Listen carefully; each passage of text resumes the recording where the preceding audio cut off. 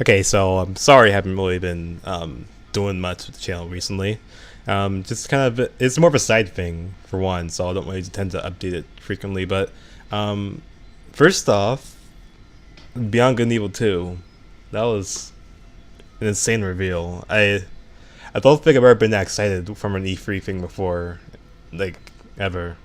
Like I can't recollect how I'd never even being that excited for something like from E3 before.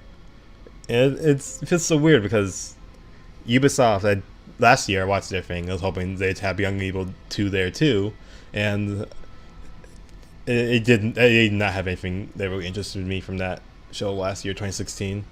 So this year rolls around, like of course Mario Rabbit stuff goes wrong. I was like, oh, that doesn't look that bad. Then show kind of goes on, shows some more kind of interesting stuff, and then it ends on like the highest note you could, because like this is this is only like a few year difference, but this is a game that's been in the making longer than Half-Life 3 right now.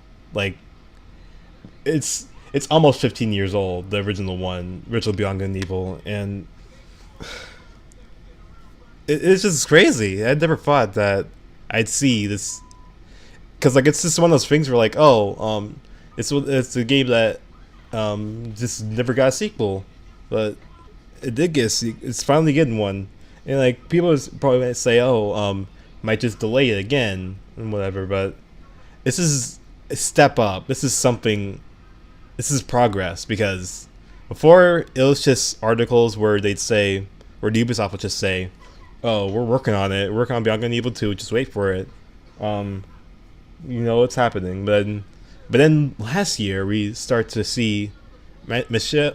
Let me see if I'm pronouncing it right. Michelle and Ansel giving out information that the game is like in production, in actual production, and showing off like this is more than just, oh, we're still happening, but he's actually showing off concept art and talking about what happened with the game, because we find out, oh, in 2008 they had a prototype working, and that never went. That kind of went somewhere, but it never took off because I guess technical issues was what they said. But then now we finally are getting something substantial. Like this is an actual trailer, no teaser. This is a teaser trailer. This is like a world premiere trailer for real. Like, as in they're going out guns blazing. This is it. This is actually happening. And I gotta say again, like people will doubt that it could work. That they're doing it, but it first off, it's good they didn't give a date for it, because like last year they said like, oh, South Park games coming out like holiday 2016, that got pushed back a lot. So it's good that they're taking their time, because this is obviously something that it's just from the trailer alone, they could feel this game is gonna be huge. And the director himself, Michel Ancel, said it's like, oh, like GTA in space, which is I'm not gonna lie, it sounds kind of stupid, but it's a good it gives you expectation for what he's trying to do, because I remember him saying that with the second game they wanted to do the game of their dreams, where there's like a big focus on exploration and whatnot, and because of the first game it's like, oh, you can explore as one planet, but it's not like you can't explore that much of the planet. It's more like little closed off areas and whatnot. Like you can explore. There's still exploration elements in that, where you like in between missions you can just explore and find different kind of pearls and whatnot throughout the game, and I have fun with that. But with this, they're doing something. They have the technology to do something truly outstanding, and it's just okay. So I'll talk about the trailer first. So a lot of people kind of iffy on it because of swearing. Like I was like, oh, is the monkey saying the F word and stuff, and the pig guy saying the F word a whole lot, and then that does happen. And I feel like it's something that I'm okay with, because like obviously the game, the things like game. I don't know. I'll just say it. This is a dumb ramble anyway, but I guess it's just kind of matured along the way, because I don't know. it's just maybe something to appeal to more people, but some people are calling it like cringy or edgy, and I think that's an exaggeration. There's like much worse examples of that, like the Cat in the Hat almost saying "son of a bitch" or something like that. That whole entire movie, the Cat in the Hat movie was a disaster. Off topic, but with like the dialogue and stuff, I feel like it could be like a cultural thing where the those kind of characters say those kind of swear word. Like always say swear words. Like the monkey said F word a whole lot, and like the one girl, Shawnee. Her name's close to Shawnee. If you don't play the game, you know what that means. But the one girl, she just says damn, and then the pig guy says F word a whole lot. But that was kind of, I kind of like that line where like he's like, "Oh, go after that fucking monkey." Um, so then the trailer goes into like it shows you a really big location, kind of like a more ancient architecture with mixed with futuristic technology, which is something I really enjoyed from the first game because it made it feel, I guess, unique. Yeah, unique, I would say, because it's better than just like them going all out futuristic. It's something all to its own. And that's like one of the things from the game I enjoyed the most. Like that makes it a classic to me is that the environments you go into with the game. Um, it's just a lot of it's like a lot of details too. It's like I might have to rewatch a few times because there's like details people are picking up on, and I noticed. Like I noticed that the monkey or I forgot his name. I'll look at the names in a bit, but the monkey was holding an M disc, what it looks like, and I was like, and I was watching. I was like, oh, what game is this? I didn't know exactly what it was. I had a feeling it was Beyond Good and Evil 2, but I didn't know exactly. But I saw the M disc. I had a really strong feeling that it was Beyond Good and Evil 2, because it's just like stuff. This is cool. Like when gaming trailers do stuff like this, where they have a little mystery element to it because they don't just go all out like, oh, this is we're straight up doing a sequel. Here we go. Like they go like they do like the song from the Muppets, the newest Muppet movie is like, oh yeah, we're doing a sequel, guys. That's the opening song of the movie. It's great. And then I guess that also tests something else I was gonna mention is how the people were also mentioning how it doesn't feel like Beyond Good and Evil, but if it doesn't, as in like it's just nothing we know. We've like barely seen anything from the first game. We've just in terms of like actual like recognizable things, except for like the rhinos, the one rhino guy, and like the pig guy saying Paige, and then the girl at the end of the trailer has green eyes, but it's something about it just gives me the same vibe as the game. I can't really like put my hand on like I don't know. It's just something still. They still have the spirit of the original game in there. It's just they're doing something a little bit more modern, and also just I don't know. Like there's so much to figure. See, like I said, I need to watch it again because I might have to like reassess what they're doing with this, because it's just okay. I'll go back to the trailer because I'm probably off track now. It's a ramble thing anyway, but so then the monkey and Shani go off into some base. What it looks like, and you see some other characters. Seems to be like a captain, and like give her the M disc, and they see there's some kind of map. And you see that the woman who is like this woman who's talking or whatever in the end part of the trailer, she has green eyes, so it's like Jade from the first game. So is already kind of connection right there. I could have a really strong feeling that's her mother or someone related to her. I'll be surprised if it wasn't her mother. But and then the trailer has that music from the first game. It just had. I felt so happy from hearing that.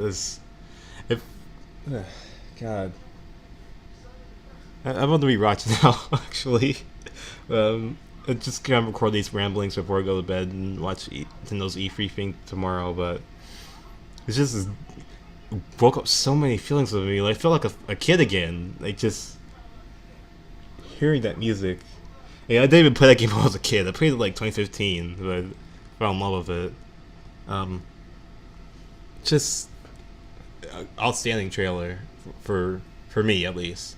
Like, we've seen no gameplay of it so far, but we've only like heard things from Michelle Ancel about what the game will be like, which we'll get to in a second. But for just from the trailer, like that blew that's like the only thing that's like blown me away from E3 so far. Like actually blown me away because I did expect it because Michelle Ancel said himself like, oh, the game probably won't be at E3, which makes me think he was talking about like it won't be playable at E3, not just a trailer, but just man, it's just sort of like a almost a decade in the making, and they're actually doing this. It's crazy. So Michelle Ancel, I said before, like he says, like I'm trying to be that kind of like GTA in space, but another thing mentioned that it has online, which I'm already trying to see people complain about, which I don't get it because he said himself you can play the game single player or multiplayer. It's not a thing where you have to play multiplayer. So I'm not mad about that. I'm excited, like absolutely excited. Like this is what a trailer should do: make me excited and interested in what is going to come of this game because they've already got the atmosphere. They got some interesting characters, at least like the monkey guy. Like actually kind of like his dialogue, and the robot arm, all the other, and the Shanny, I think. Yeah, yes, she has a cool design. I don't know exactly what she'll do yet, but and just what they said before is like, oh, it's gonna be a big old open world. You're gonna be able to go through space. Like, space was like only like a small part. You couldn't explore much in the first game, end of the first game, but they're like trying to expand on that. This is, I'm sick of it. It's I can't even contain myself right now. It's like I can't think straight about it. No, this is probably embarrassing. It's just I'm just curious to what's gonna come with this game. A lot. I'm excited. I'm ready to try out like the Space Monkey program. It's gonna come soon. Hopefully, the website doesn't work at the time of this recording, so hopefully I can sign up to actually try it out because I want to try this game. You have no idea. I've been waiting like since 2015 for like a sequel, because that's when I first played the game. But there's people who waited since 2003. That's a long wait, unbelievably long wait. That's almost as big as a wait for the new Samurai Jack season was, and it's just crazy to see all this stuff come back. Like you'd never think that they'd come back to it. Speaking of coming back to things, people are also concerned because the first game ended on a cliffhanger. Spoilers, I guess, but I'm not gonna spoil it. But they could do something where they explain some things like happened at the end, kind of. We're not gonna get into spoilers with that, but just I feel like with a prequel, it's just like the kind of thing like where I wasn't mad that Legend of Korra was a continuation or not continuation, like a sequel series rather than like a continuation of Avatar: Last Airbender, because the world of that show was amazing and I wanted to see more of it. So just being able to see more of this world and be like a bigger world than before with Beyond Good and Evil 2, I'm excited, even if even if this isn't like doesn't go back to like anything with the first game too much, like isn't like explain anything what happened at the ending, because I guess like this could be a gauging for like an actual like, because originally the first game was going to be the start of a trilogy. This could be what gauges whether or not they start a franchise with this, because there is potential with this kind of world they've created with the first game, and now that they're elaborating on even more with the second game, and it has me so stoked. like like there's like stuff that occasionally I'd be like, oh, I'm waiting this for like a few years. I'd be super excited to play it, and I might play it, and then it just kind of burns over. But I don't know. I don't know what I'm saying anymore. But I should probably wrap this up real quick. But sum up, the trailer looks awesome. Can't speak. Trailer looks awesome.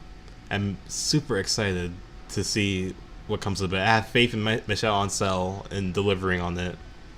And, and that doesn't mean I'm gonna like be absolutely uncritical of the game, because if I do see a problem, I will see it out, but I'm not gonna be super cynical right now, because it's a trail. They haven't shown the game yet, of course. I guess I could say I can't be excited because it's just a trailer, but it's just like I said before. They're actually doing this. It's something to be excited for. It's something to look forward to, and whether we had to wait till the turn of the new decade for Beyond Good and Evil 2, I'm ready to see what happens. I'm ready to go back to actually I think the game takes place in Season 3, as I said, not Season 4, but I'm ready to go. I'm ready for them to return this franchise. Good job, Ubisoft. You actually did you actually did a pretty good conference. I liked it. That was just the best way you could have ended it. That made my day, and it's already made my week better already when it's already gonna be good. So I guess thanks for listening to my ramble about Beyond Good and Evil 2. And I'm kind of streaming the first game more, maybe doing 100% stuff. But for now, I guess I'm signing off, and don't. I guess I was dumb. Goodbye.